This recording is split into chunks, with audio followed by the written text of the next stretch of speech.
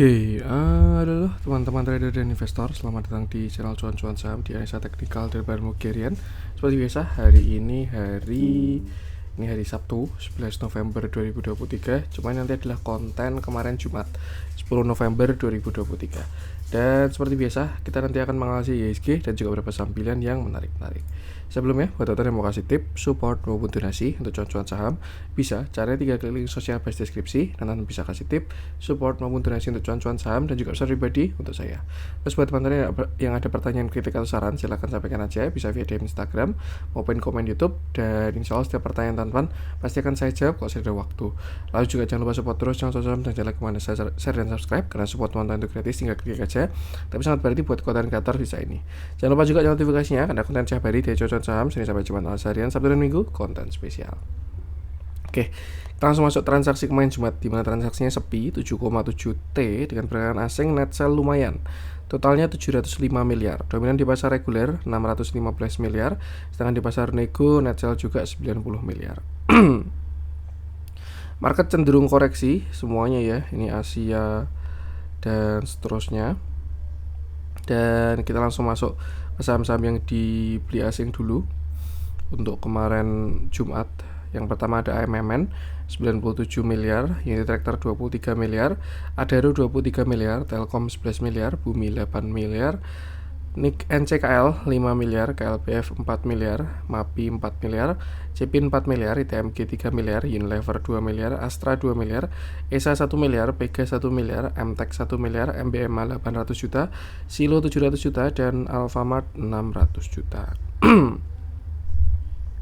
Kita masuk saham-saham jualan asing, ada BBRI 245 miliar, BBCA 185 miliar, Goto 68 miliar, BPNI 30 miliar, Bank Mandiri 27 miliar, INDF 15 miliar, Toba 11 miliar, MNCN 10 miliar, SMKR 9 miliar, S1R 9 miliar, MDKA 9 miliar, Mitratan 8 miliar, Inco 7 miliar, Akra 7 miliar, Medco 6 miliar, Indosat 5 miliar, TK 4 miliar, INKP 4 miliar, Antam 4 miliar, PNLF 3 miliar, CTRA 1 miliar, BNGA 1 miliar, dan PTBA 1 miliar juga.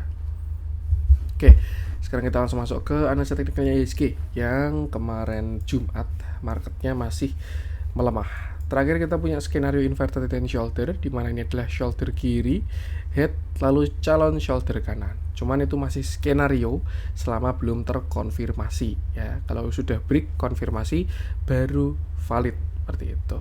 Validnya kapan? Ketika dia breakout area 6887. Seperti itu. Nah, kalau misalkan break area tersebut, baru inverted head and shoulder-nya valid. Nah, untuk area supportnya untuk saat ini itu ada di 6760, dan di situ juga sebagai trigger trigger kalau skenario ini gagal. Jadi kalau misalkan dia break area 6830 itu inverted head and shoulder-nya berhasil, tapi kalau misalkan jebol 6760 inverted head and shoulder-nya gagal. Nah, kan udah enak kan kalau kayak gitu, tinggal kita biarkan market yang mengkonfirmasi. Simpelnya kita bikin seperti ini ya. Nah, ini tinggal nanti IHSG breakout atau breakdown. Kalau breakout, upside-nya bakal bagus. Kalau breakdown, akan lanjut koreksi seperti itu. Nah, kalau dari arahnya kemana, saya pun juga belum terlalu kelihatan ya, karena ini 50-50 banget. Kalau misalkan dilihat dari naik, dia kena area pullback dan resist. Sebelumnya sini support, breakdown, resist baru satu kali uji. Tuh, artinya chance untuk turunnya gede. Kalau dibilang turun, ya ini juga ada skenario inverted head and shoulder. Dan yang bikin lebih sulit lagi untuk menentukan adalah karena trennya sideways ya. Serius, jadi selama ini apa ya, market itu susah ditentukan karena trennya baru sideways. Sejak tahun 2021 ini kan kita sideways ya, same low, same high, same low, same high, same low, dan seterusnya. Jadi susah menentukan arahnya itu apakah dia bakalan naik atau turun ketika konsolidasi. Karena konsolidasi itu lebih besar chance-nya kalau misalkan dia continuation. Jadi trennya apa, terus nanti konsolidasinya bentuknya apa, nah itu bakal lebih mendukung untuk menentukan gitu, nggak 50-50 kita gambling. Tapi kalau menurut saya ini dengan keadaan sideways seperti ini dan market yang kurang bergeliat, menentukan arah itu sulit. Jadi benar-benar harus menunggu triggernya. Makanya saya selalu bilang ketika kemarin market di atas maupun di bawah gitu ya. Saya cuman ini area krusialnya sini, nanti rebound. Ini area krusialnya sini, nanti rebound. Ditambah ISG kan juga nggak bisa lihat volume. Kalau kita lihat transaksinya kecil gitu. Jadi artinya juga volumenya nggak terlalu besar. Tapi dari sini kan kita nggak bisa secara langsung melihat volume, karena volume itu mendukung juga untuk menentukan arah. Tren, volume itu kalau konsolidasi biasanya mendukung untuk menentukan arah seperti itu. Nah, jadi itu untuk sekarang ya. Kalau misalkan kita mau gunakan patokan, tinggal perhatikan aja 6760 sama 6880. Kalau break ke atas itu bagus, kalau jebol ke bawah ya kita bakalan koreksi lagi. Kalau break ke atas gimana Mas? Nah, kalau ke atas ya dia naiknya di sekitar 7000-an, 6900 sekian sampai 7000 itu resist selanjutnya. Tapi kalau jebol ke bawah saya rasa besar potensial untuk uji 6640. Kita perhatikan di situ dulu, nanti kita lihat responnya, karena itu pasti juga bakal membutuhkan waktu. Jadi nanti next update lah seperti itu. Dan ya yang penting sama, selalu batasi resiko aja. Oke, kita langsung masuk beberapa saham pilihan. Saya akan mulai dari yang dijualin asing dulu aja. Saya pengen bahas BBRI.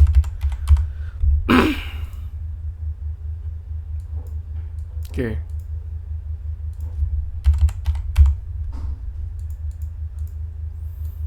Oke, kita bahas BBRI, di mana kemarin Jumat BBRI turun 2,4%, gap down. Ya, di sini juga gap down juga dengan volume yang lumayan dan transaksinya pun juga kurang bagus. Terakhir BBRI ini jadi trading plan di sini ya, kalau teman-teman masih ingat. Ini kalau nggak salah pas tanggal 26 Oktober saya bikin konten. Intinya BBRI ini sebenarnya baru berada di area yang bagus ya. Ini area 5000, ada support psikologis, ditambah juga support horizontal yang sebelumnya resist, breakout, become support, ditambah juga dia punya uptrend line. Di sini dia kena uptrend line. Maka dari itu pergerakan yang bagus, setup yang bagus kalau di 5000 itu kita entry. Dengan stop loss waktu itu saya taruh di bawah sini. Bawahnya low di sini 4640 ya. Karena posisi kita masih spec buy, kecuali udah ada kaki pertama, kaki kedua itu stop lossnya bisa dimepetin. Tapi kalau kemarin waktu plan awal stop lossnya dibikin agak jauh dulu biar tidak ketoel. Karena kalau kita kasih stop lossnya agak tinggi ya, itu pasti ketoel, dan ternyata sudah ketoel, lalu bahkan dia rebound habis itu. Makanya waktu itu stop loss saya taruh di 4600 dulu. Memang resikonya cukup besar ya, cuman ya itu untuk menghindari false break. Dan karena dia sudah punya low, sekarang kita bisa naikin stop lossnya nih di bawah 4830, atau misalkan kita taruh stop loss di bawah 4800. Nah ini sudah mendingan sekarang. Oke, kita lanjutkan. Kemarin dia rebound dari area support naik sampai 5300, tapi di situ nggak kuat dan akhirnya dia koreksi lagi, gap down dengan candle yang cukup solid dan volumenya pun juga ada seperti itu. Ini masih dua view, saya belum kelihatan apakah dia memang mau lower low atau ternyata mau bikin kaki kedua. Semua bisa terjadi. Yang jelas patokan sekarang adalah 4800 ya. Selama tidak jebol 4800, BBRI masih ada skenario bagus. Entah dia bikin double bottom atau cup and handle, itu selama dia tidak jebol 4800. Tapi kalau misalkan dia jebol 4800, ya entry-nya downtrend-nya masih menang, karena dia masih melanjutkan lower high dan juga lower low seperti itu. Jadi untuk sekarang untuk BBRI ini perhatikan 4800 saja seperti itu. Sebagai patokannya ya. Dan sebenarnya kalau kita ngomongin big view ya, kalau misalkan dia jebol 4800 pun juga agak kurang enak, karena yang sebelumnya kita punya skenario ascending. Kalau kemarin itu kan setupnya BBRI itu kan ascending ya, bigger view-nya di sini 1, 2, breakout, retest, higher high gitu. Tapi kalau misalkan dia jebol 4800, worst case skenario malah bisa berubah, nggak jadi ascending, bisa jadi rising wedge nih tuh. Dan kalau misalkan dia jebol dalam targetnya ke sini 3500, itu dalam banget itu, di area neckline lagi ya nih. Itu target dari rising wedge nya, yang mana didukung juga dengan bearish divergence. Tuh, jadi ya agak kurang enak juga view-nya BBRI saat ini. Cuman yang dibutuhkan adalah konfirmasi apakah dia akan breakdown atau enggak. Kalau breakout itu bagus, tapi kalau breakdown ya prepare untuk koreksi terlebih dahulu seperti itu. Ya untuk sekarang intinya 4800 kita gunakan patokan untuk si BBRI. Selama nggak jebol itu harusnya oke. Kalau jebol ya prepare aja ke support selanjutnya. Kita lihat transaksinya untuk si BBRI kemarin Jumat.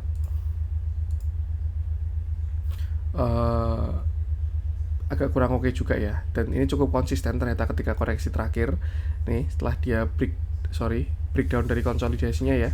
Jebol ini kan koreksinya disertai dengan distribusi konsisten, badan homologinya juga turun, foreign flow-nya juga turun, ditambah kemarin Jumat juga sama aja.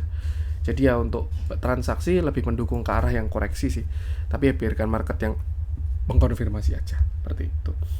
Yang penting sama, kita sebagai trader batasi resiko aja. Untuk BBRI kita lanjutkan, kita cari yang ada spread. MNCN kemarin sudah kita bahas ya. Medco kemarin juga sudah kita bahas. Kita carinya yang ada spread biar seru. Saya pengen coba bahas CSMR deh.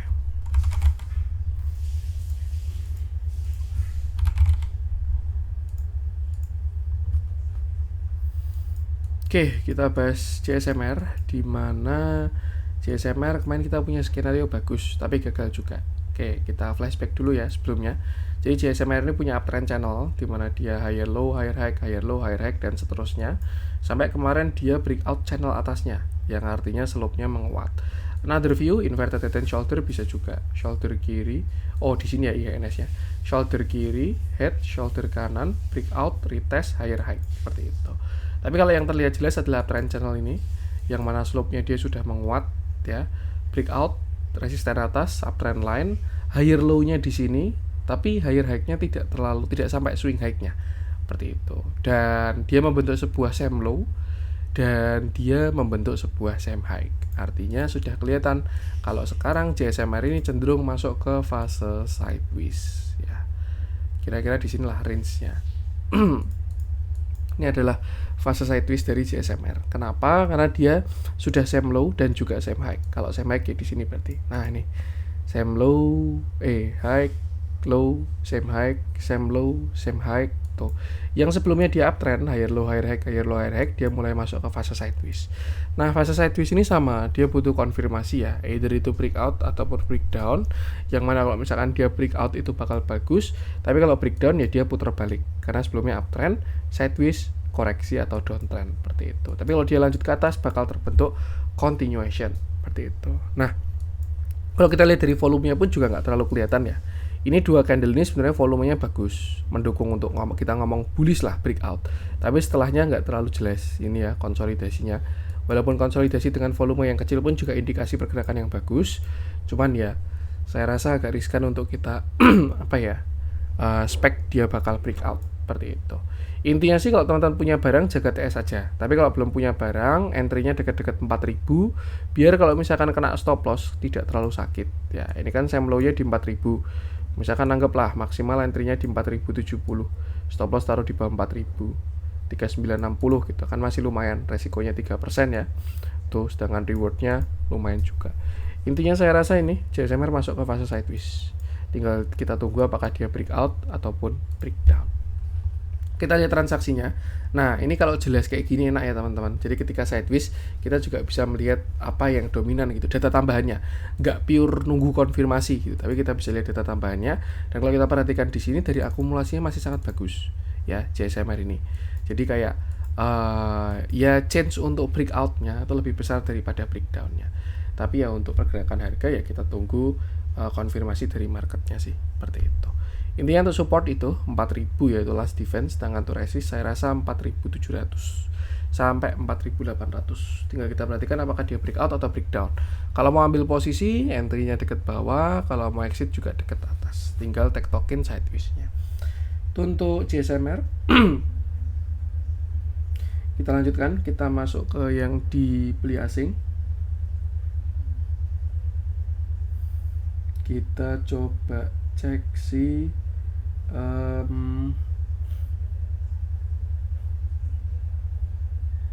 AMMN deh. Ini kemarin juga sempat rame ya, lama nggak muncul. Sekarang kita coba bahas, mumpung dia jadi top net buy. Oke, kita bahas AMMN, di mana AMMN naik 2,63%. Candlenya bagus, volumenya tidak terlalu besar. Ini sudah kelihatan jelas sih, kalau menurut saya memang dia sudah mulai melemah, tapi belum koreksi ya AMMN ini, karena dia yang pertama slope-nya kayak gini. Nah, ini ya, awalnya kan slope-nya kayak gini, set, kuat naiknya. Terus di sini dia mulai melemah, set, slope-nya mulai miring. Nah, di sini dia mulai melemah lagi nih, set, nih. Dan di sini dia mulai melemah lagi, set, sampai nanti akhirnya dia sideways, set. Nah, terus nanti biasanya menentukan arah, apakah dia bakal lanjut, continuation, atau breakdown. Dia reversal, udah selesai bullishnya, seperti itu.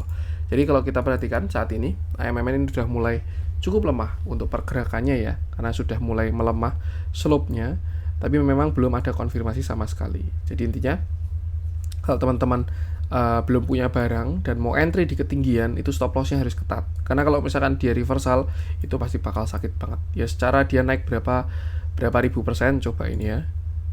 Dari IPO-nya, 200 sekian persen lah dia naik. Kalau turun tuh pasti bakal kacau juga kalau sampai dia terkoreksi seperti itu.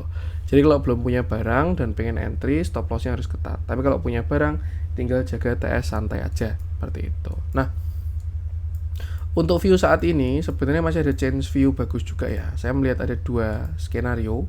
Yang mana yang pertama di sini adalah sebuah rising wedge bisa, tapi ini cenderung ke uptrend channel sih. Gini berarti ya. Nah,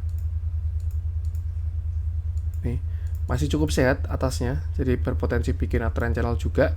Artinya kalau misalkan ini skenario uptrend channel, maka di sini adalah ascending ya. 1, 2, 3 breakout seperti itu. Ini untuk skenario bagusnya. Nah, kalau misalkan teman-teman pengen entry, bisa pakai plan ini. Entry-nya di 6.800, makin ke bawah makin bagus. Jam dulu 100, nah, dengan stop loss di bawah 6550. Nah, nih target ke sini ya, swing high. Karena dia masih cukup sehat, belum pembentuk rising wedge lah. Tuh. Dan konfirmasinya adalah kalau dia break all time high. Jadi kalau dia break 7000, ada arah view ini bisa berhasil seperti itu. Itu untuk skenario bagusnya. Kalau misalkan untuk skenario jeleknya ya tadi itu ya, kita bentuk rising wedge. Nih, yang mana kalau misalkan dia breakdown, maka arah koreksinya ada ke 6100 seperti itu.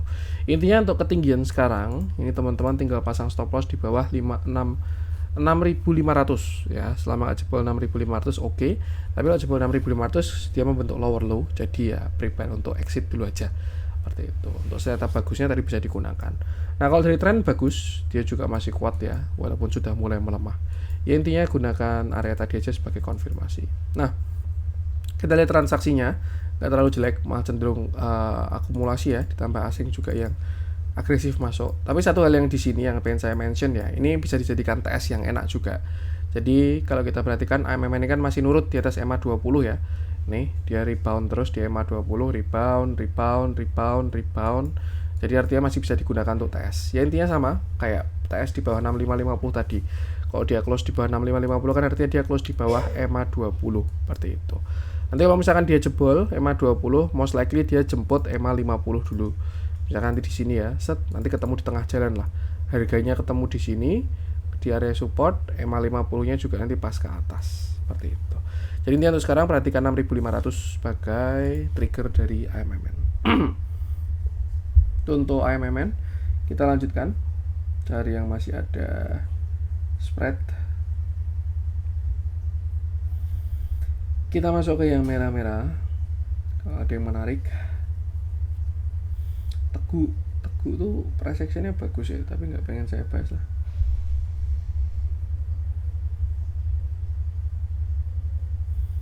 Teguh WIM tuh udah 3000 ya. Gila, udah kena target itu. CTRA kemarin sudah pernah kita bahas. Kurang ada yang menarik yang merah-merah. Kita masuk ke yang hijau-hijau aja. Nah, saya pengen bahas BRPT. Happy cuan kalau teman-teman masih ada yang ingat dengan plannya CCS dan juga yang di grup.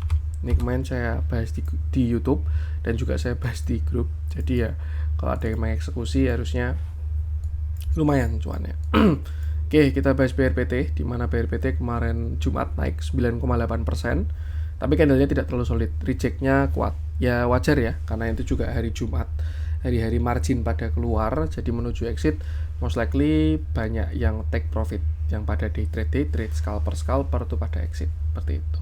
Nah, kita sedikit flashback dulu, di mana BRPT ini sebelumnya kan dia symmetrical triangle. Ini pernah saya bahas sebelumnya ya, symmetrical triangle, dan dia berhasil breakout ke atas, naik sampai same high, dan koreksi lagi sampai higher low ya.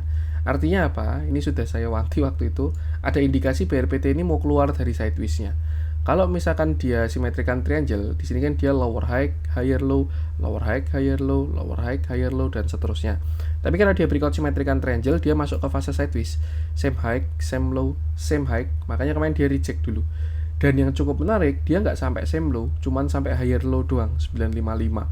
Dan itu adalah area retracement, dan dengan indikasi dia membentuk higher low, ada potensi dia bakal keluar dari sideways, artinya dia bakal breakout dari 1500. Makanya kemarin trading plan-nya seperti ini ya, targetnya adalah di 1800 sampai 2050 di target higher high-nya. Cuman itu masih potensi, perlu kita tunggu konfirmasi dari marketnya. Terakhir BRPT koreksi, dia sampai 950, rebound sekali, dan di sini plan-nya muncul waktu itu. Dia bikin kaki kedua ya, dan stop loss-nya sudah bisa taruh di bawah 950. Makanya di sini trading plan-nya stop loss saya taruh di 940. Satu tick dari area trigger ya. Entry-nya di sini 1000, stop loss-nya di 940. Ya, resikonya 6%, reward-nya lumayan. Dia membentuk kaki kedua dan berhasil breakout. Naik sampai 0,618 lalu ada reject. Cukup menarik. Kenapa? Karena rejectnya dia bukan dari area pullback. Sedikit yang saya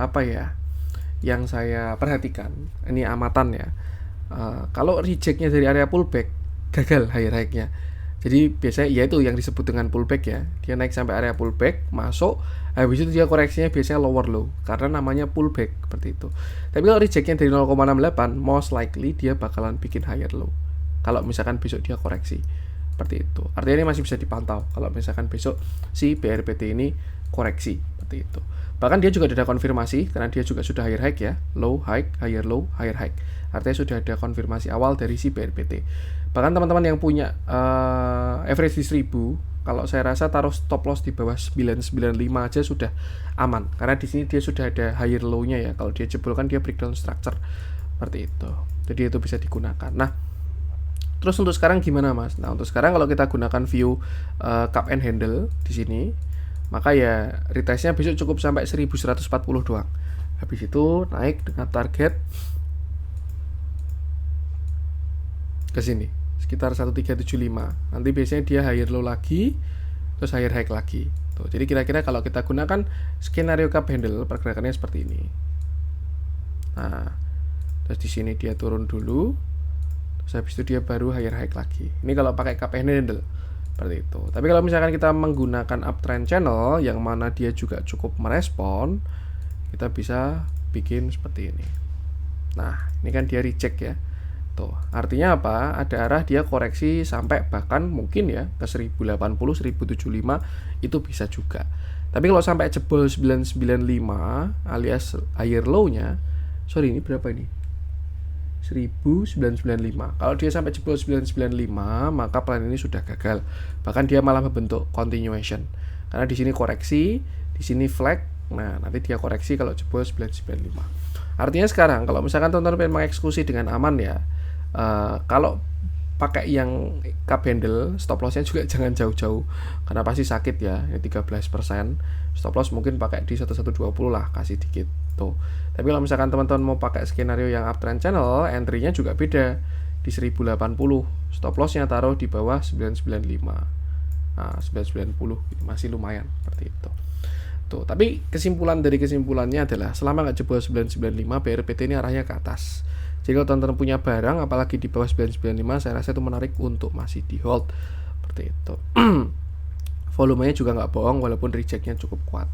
Nah, sekarang kita perhatikan transaksinya, agak kurang oke memang transaksinya ya. Kalau dari broker summary terjadi distribusi yang cukup besar, bahkan cukup konsisten, tapi price action-nya mengatakan lain. Dan kalau saya pribadi sih lebih ngikuti price action. Ini untuk data tambahan aja. Seperti itu. Karena kalau juga sudah di fase yang jalan ya, bukan fase konsolidasi, itu biasanya ini juga nggak terlalu kuat. Ya intinya ikuti price action aja sih, karena kita entry exit pakai harga seperti itu. Dan yang penting sama, selalu batasi resiko aja. Itu untuk BRPT. Saya lanjutkan.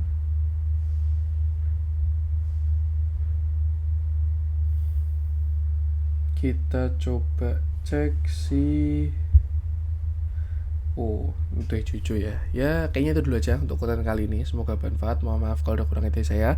Jangan lupa support terus channel Cuaca Saham dengan cara like, comment, dan subscribe. Karena support itu gratis. Tapi sangat berarti buat konten kreator sisa ini. Sekian dari saya dan salam cuan.